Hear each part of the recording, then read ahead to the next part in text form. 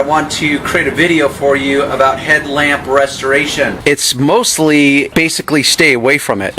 And what I mean by that is that they have all these kits out, and this is where I get frustrated with the industry, that they misrepresent and they oversimplify it, and so they make these neat little headlamp restoration kits. But most people, I would love to be able to have the ability to do a poll and find out how many people were just grossly disappointed by the results. Not all headlamps have a factory clear coat on them. Some of them do, some of them don't. So for example, this headlamp, if you look at it, it does have a clear coat on it, and it has degraded, and now it is literally wearing off. You have to remove this clear coat 100%. Now, I know they have these stupid products on the market, like the infomercials, you know, you're late at night and you can't sleep, and they got this product that you can just wipe on the headlamp and it's supposed to restore it. Well, I'm going to call BS on that because I know the nature of the beast. So there's no way you're going to restore this without removing this clear coat. So to really do it correctly, you have to sand the clear coat off, polish out your sanding marks, and re-clear it. Most people don't have that ability. They do have kits now that you can actually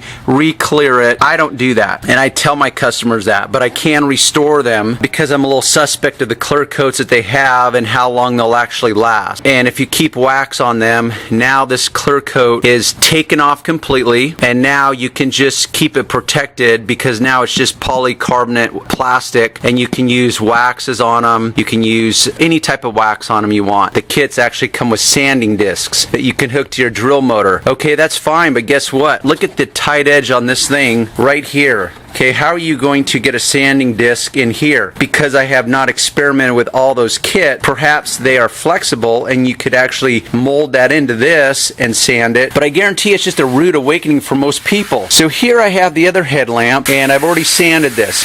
I taped it off so that when I'm sanding, and you can see my slight tape edge because I've already removed the tape. Here is my tray of different types of wet sanding paper, as it's called. This is, for example, 2000 grit. Here's 1000. This is 800. Then I went to 1000, and then I went to 2000. Now I could go up to 3000, but I know I can polish out 2000 easy enough. So this is completely dry now. It's been sanded with 3 grades of sandpaper. You can see over here on the edge where it's a little bit shiny. Officially, this would need to be sanded more if I was like working on paint and I was trying to sand it flat. But because this has removed the clear enough, it's acceptable. The cracks or the crevices, the character molding, whatever you want to call it, has all been sanded. So now I have to tape it off and polish it. So that's the deal, is you have to sand all this top layer off. You start from aggressive and you just work your way down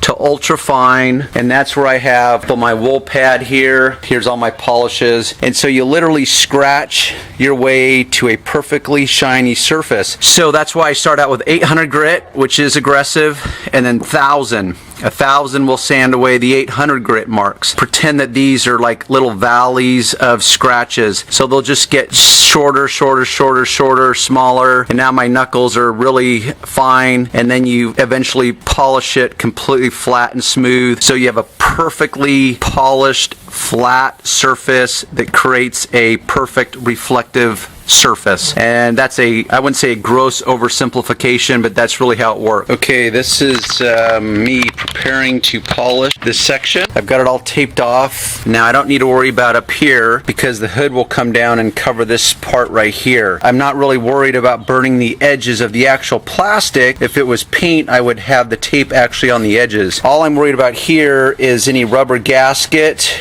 or the paint itself, because I'm going to be polishing with the pad like this. Anyhow, so this is part of the taping off process. That's just blue painter's tape. So I'm just going to show you of how much pressure and what's involved with removing wet sanding or color sanding, regardless of the material you're working on. This is why I think it'd be very frustrating for most people and such a rude awakening, because they don't realize what's involved with these, even these fully assembled kits of sanding discs that you can attach to your drill motor. They got different grades and so forth, but unless you have the experience, it's like, now how am I going to get this out?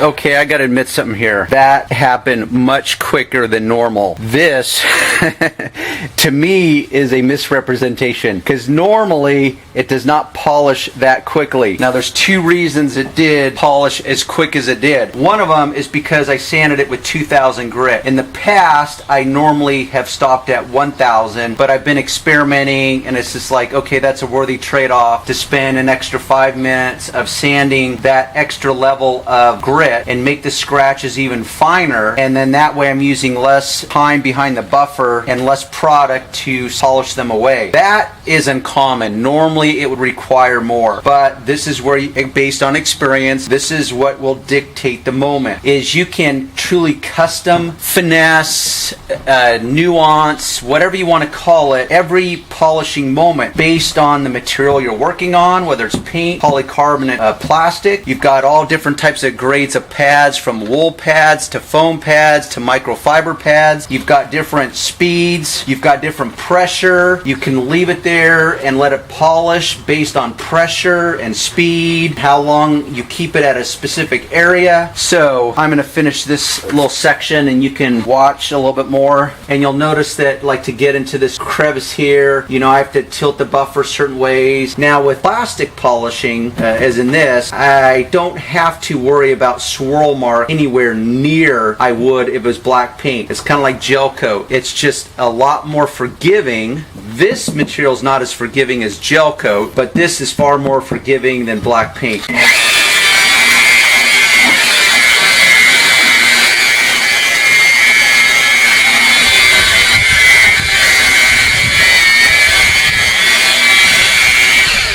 Just for your info, I have this on 1600 RPMs. This could be accomplished anywhere from 1200 to 1800 RPMs. And in this case, also, I'm using, if I had to guess, probably about 12 pounds of pressure that I'm pushing down on this. That's not too much. I'm going to go over here and clean this real quick.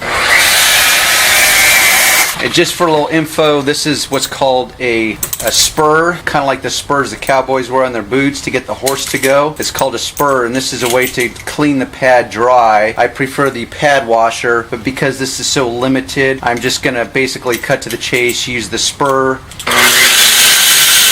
and it just breaks up and removes some of the old polish and so forth. So let me finish this section. And this is another thing guys will use as a rule: too much polish or wax. And it's a trade-off. It's like, this will be more than enough to finish this whole section, and it's not a very big section, so I could actually use half that polish and take it in smaller sections. But once again, experience, I know how to cut to the chase.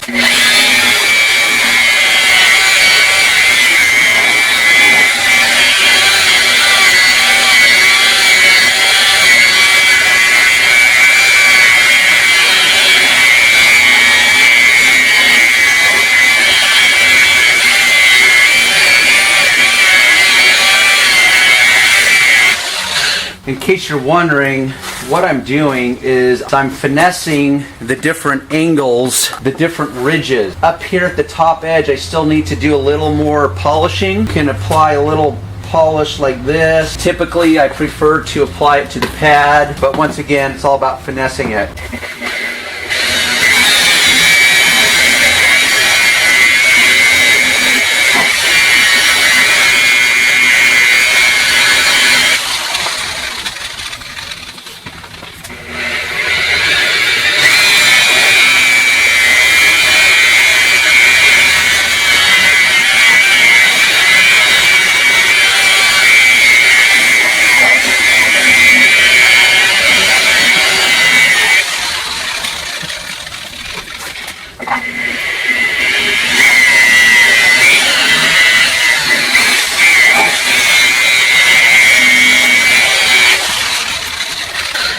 Okay, see, this is why you wear some form of bib or whatever, because you get splatter, and I'm not doing what I should, which is protecting my uniform, and I got a little splatter. Anyhow, so now I'm checking my result, and I finessed it, and this looked complete. So at this point, what I'm going to do is take off the tape. It's very critical because it will protect the paint, and if you really want to get perfection, and get right up to the edges, you will have to apply tape in order to protect it. So I'm going to remove this, and there will be no damage whatsoever to any of the painted material. This edge that was very vulnerable, this little pointed edge of the panel, a very highly vulnerable piece, completely protected.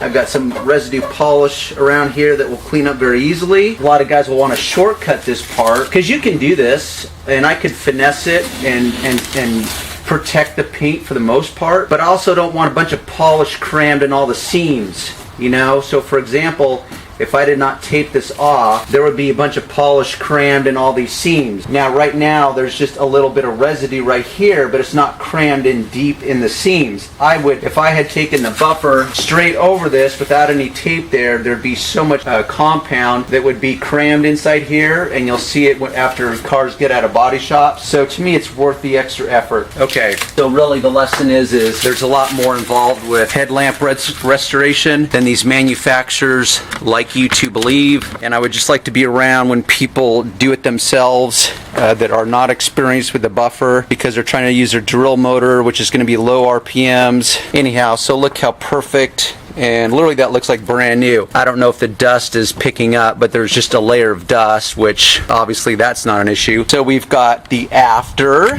and then we've got before. So you tell me. Definitely the results. See all this degrading? Definitely the results are worth the effort.